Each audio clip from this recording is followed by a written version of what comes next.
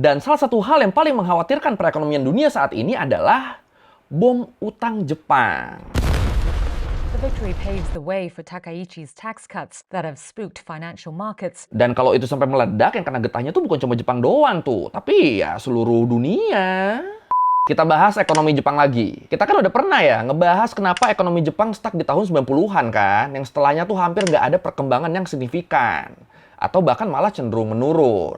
Ya, ekonomi mereka aja sekarang udah disalip sama India kan. Ini kan miris kan. Udah disalip Cina, disalip Jerman, disalip India lagi. Nah, belakangan ini ekonomi Jepang ini lagi dapat banyak sorotan lagi nih. Soalnya banyak media yang nyebut kalau perekonomian Jepang tuh saat ini lagi berada di titik kritis. Tapi apa bener kayak gitu? Dan kalau emang iya, faktor penyebabnya tuh apa sih? Dan bakal gimana nih nasib Jepang ke depannya nih? Apakah bakal jatuh ke dalam krisis ekonomi atau gimana nih? Ya udah kalau gitu, langsung kita bahas apa bener ekonomi Jepang ada di titik kritis di Learning by Google. Ya kan sebelumnya selama puluhan tahun kan Jepang tuh kan dikenal sebagai negara yang ekonominya stabil ya. Yang walaupun mungkin nggak ada pertumbuhan yang gimana-gimana, tapi harga-harga di Jepang tuh hampir nggak pernah naik, nggak pernah berubah, segitu-gitu aja. Dan kestabilan harga ini secara nggak langsung mencerminkan stagnasi ekonomi yang sekali lagi, kayak yang pernah kita bahas di video ini, stuck di tahun 90-an. Dan gara-gara itu, kalau menurut The Economic Times, Jepang yang tadinya tuh merupakan negara dengan ekonomi terbesar kedua di dunia, itu jadi turun ke posisi 3 tuh, karena disusul sama Cina di tahun 2010. Terus turun lagi ke posisi 4 karena disusul sama Jerman di tahun 2024. Dan sekarang turun lagi ke posisi 5 karena disusul sama India di akhir tahun 2025 kemarin. Turun terus nih. Tapi ya dari sini aja kan kelihatan kan, di saat ekonomi negara lain tuh terus berkembang, ekonominya Jepang tuh masih gitu-gitu aja. Dan dengan kondisi kayak gini, kondisi di mana ekonomi dunia terus berkembang tapi ekonomi Jepang stagnan gitu-gitu aja, itu tuh ngebikin harga-harga bahan pokok dan impor jadi mahal, yen jadi melemah, sampai terjadinya inflasi. Waduh.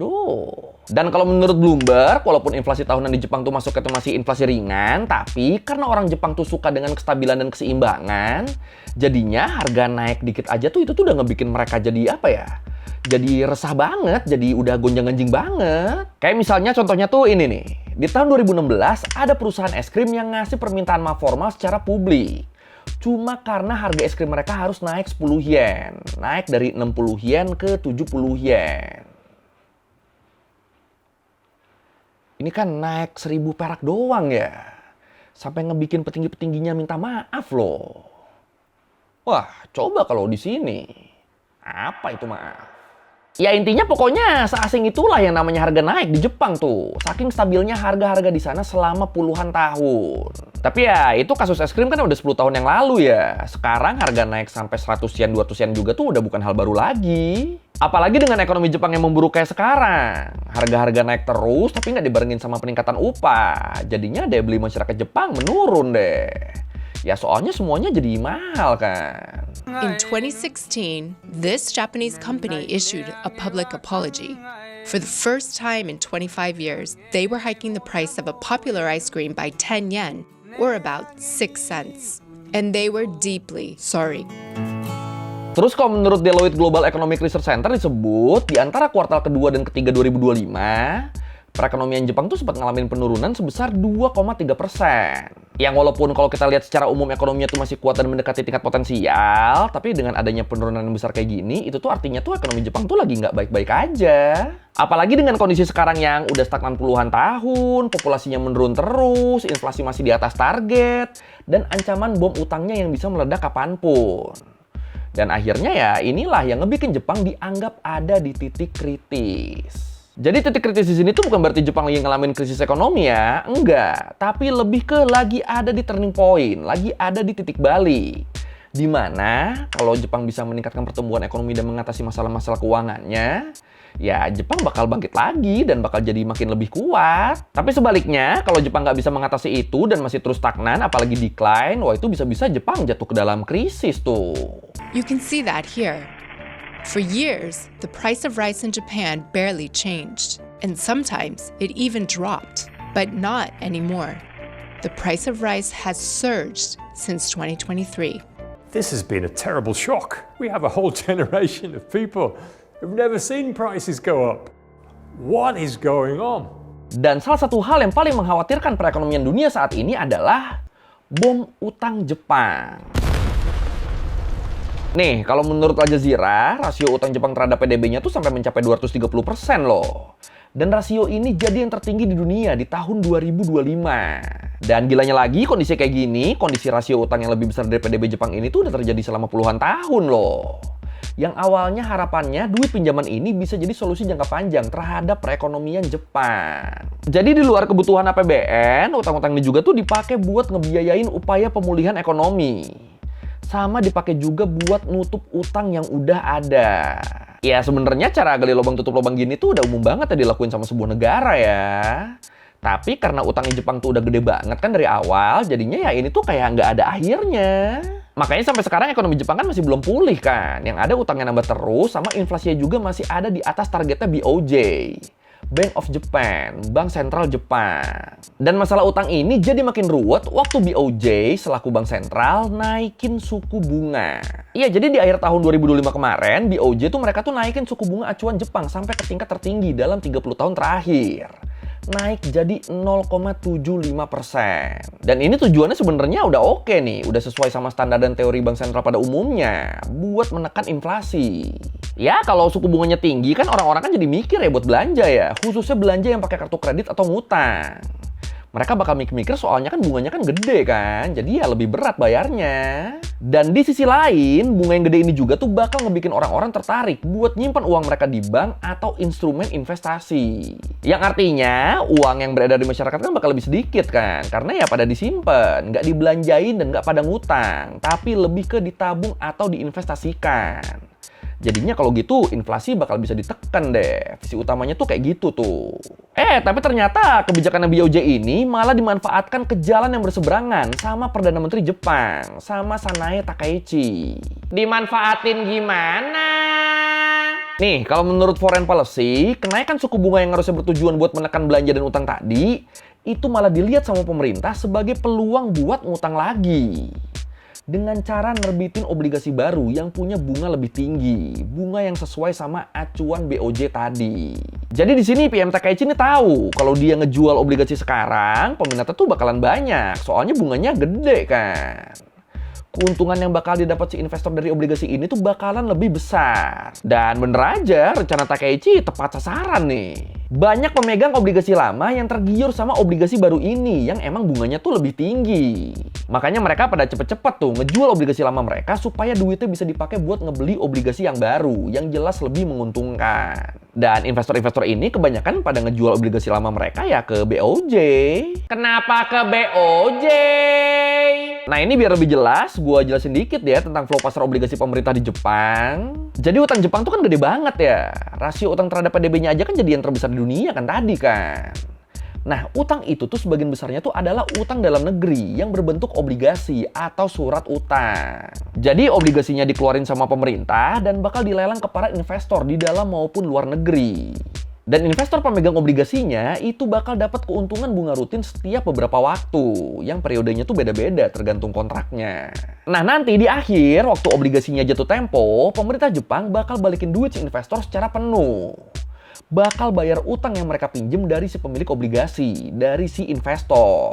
Dan uang yang dibalikin ini tuh beneran murni full uang yang dipinjem ya, bener-bener di luar bunga yang udah dikasih rutin sebelumnya. Tapi kalau misalnya sebelum jatuh tempo si investor pengen duitnya balik, mereka bisa ngejual obligasi yang mereka punya ke pihak lain. Dan si pihak lain ini yang selalu ngebeli obligasi di pasar dengan porsi terbesar ini adalah BOJ. Jadi ingat ya, di sini pemerintah Jepang sama BOJ mereka tuh dua entitas yang berbeda.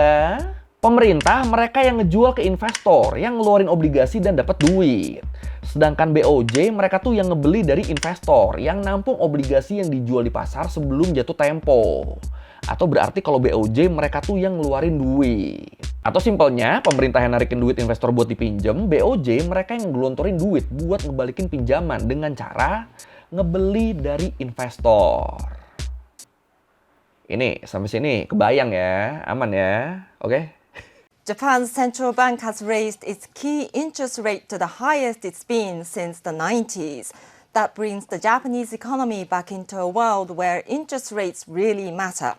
Now, it means home buyers will likely face higher mortgage payments. Companies will have to think more about borrowing costs, but people with money in the bank or those holding government bonds will get more interest. Dan akhirnya kalau menurut Business Times ya tadi, penerbitan obligasi berbunga tinggi yang dilakuin sama Takeichi ini ngebikin para pemegang obligasi lama pada nyerbu BOJ buat ngejual obligasi lama mereka demi ngebeli obligasi baru yang lebih tinggi bunganya. Nah, masalahnya BOJ tuh kan pengennya kan uang yang beredar tuh kan jadi berkurang kan. Tujuan bunga dinaikin sama mereka tuh kan itu. Tapi terus karena kebijakan Takeichi yang ngebikin para pemegang obligasi lama pada nyerbu BOJ buat ngejual obligasi mereka, artinya kan BOJ kan jadi harus ngeluarin duit dong.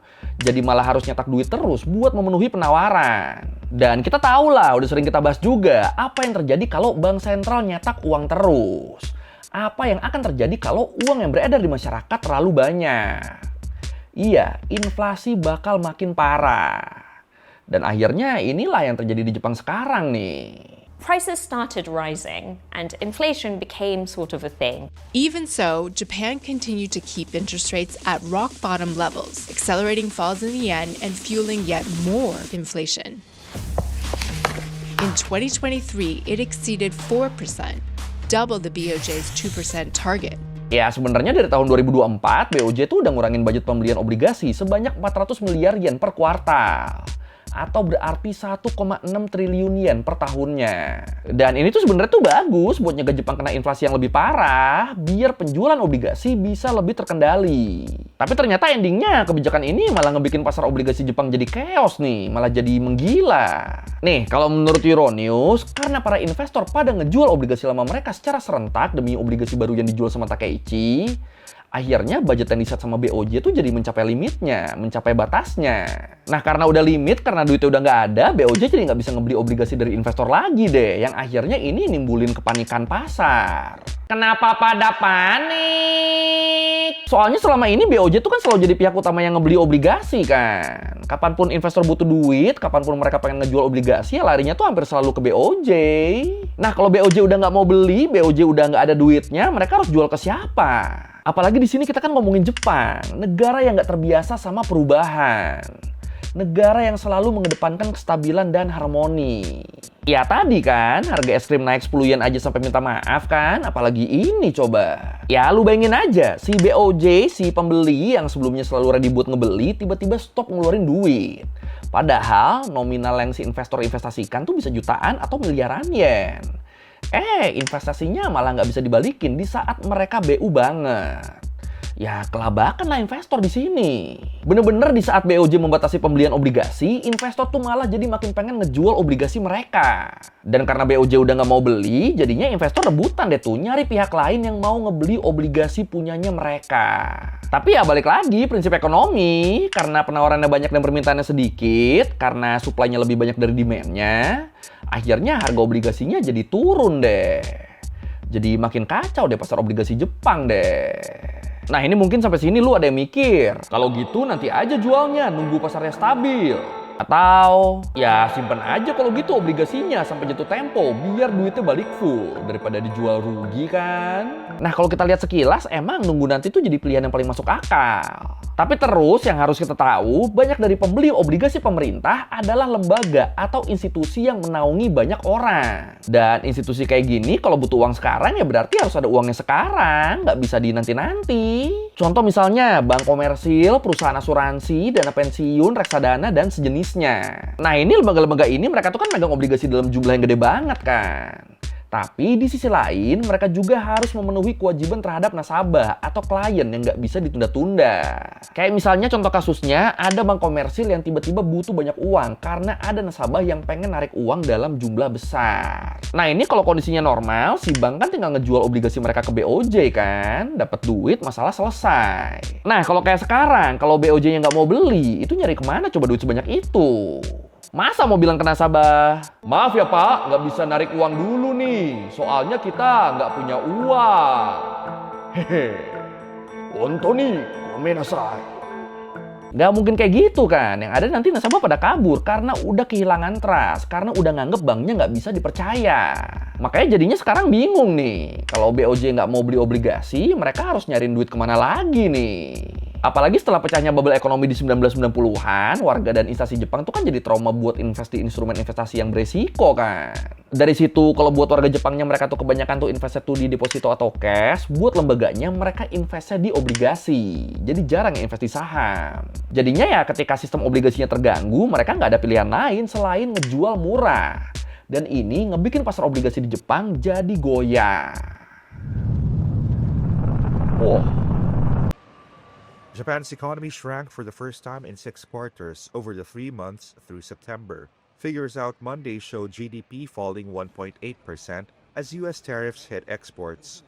Economists say the slowdown is milder than expected and likely temporary.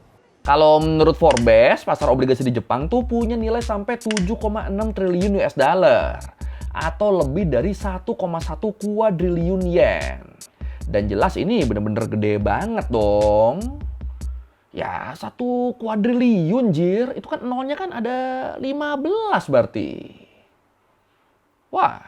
Nah, kalau pasar dengan nilai sebesar itu sampai jatuh, wah hancur itu Jepang tuh. Krisis ekonomi udah. Makanya banyak media dan ahli yang nyebut kalau pasar obligasi Jepang tuh adalah bom utang yang bisa meledak kapanpun kalau dipush sama kondisi. Dan kalau itu sampai meledak, yang kena getahnya tuh bukan cuma Jepang doang tuh, tapi ya seluruh dunia. Ya selama 34 tahun, Jepang kan jadi kreditur terbesar di dunia kan, sebelum akhirnya disalip sama Jerman di akhir tahun 2024. Tapi ya udah disalip pun, Jepang tuh masih ada di urutan kedua, yang pengaruh ekonominya ya berarti masih besar banget nih. Jadi ya kalau sampai Jepang kenapa-napa ya udah, kelar udah semuanya. Dan menurut East Asia Forum, semua kepanikan dan titik kritis ekonomi ini bisa terjadi karena kecerobohan Perdana Menteri Takaichi yang ngeluarin kebijakan fiskal jangka pendek yang ugal-ugalan dan seenak jidat.